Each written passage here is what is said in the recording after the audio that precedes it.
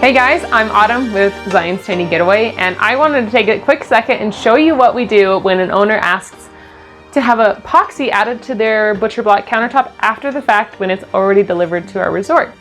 So what we do is we drape all the cabinetry with a plastic film, because when you do epoxy, no matter what you do, you're going to have drips everywhere. So to make sure we have a perfect finish on the countertop, we allow those drips to happen so the edges are nice and covered and smooth. So what we're gonna do, this is only the first coat, obviously. I did this last night and now I'm back again today because I've got to sand it all down, do a second coat and see how it looks after that. But right now we've got everything taped off and sealed. I did remove the tape off of this just because I wanted to make sure that it didn't get on the stove at all, and it didn't, so I'm happy with the turnout over here. Around the sink does need a little bit of work. After I removed the tape, it stopped the epoxy from going near the sink. So I'm gonna have to come back in and add a little bit more epoxy, and then I'll seal it with silicone around the sink like a normal sink would have.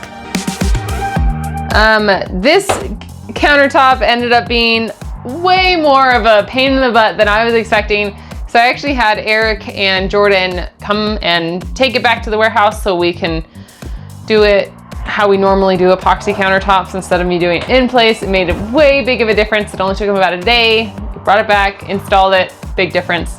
So we did that to the kitchen one and also this bathroom vanity. And the reason I epoxy countertops is because it makes a huge difference in the lifetime of the butcher block. The water doesn't penetrate the epoxy, so it makes a big difference. Whereas all the other finishes that we've done with butcher block, they end up ruining the butcher block over time. So since we filmed last time, there has been a little bit more of some design aspects that we had planned on the tiny home being complete, like the stairs.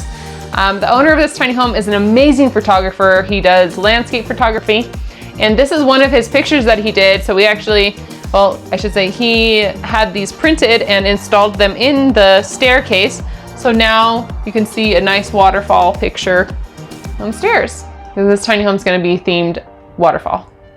Hey everyone, thank you so much for watching our video. If you're like me and you love tiny houses and you want to learn more, follow us on YouTube at Zion's Tiny Homes. If you want to learn more about me and my family and see behind the scenes, follow us on YouTube at Meet the McGregors.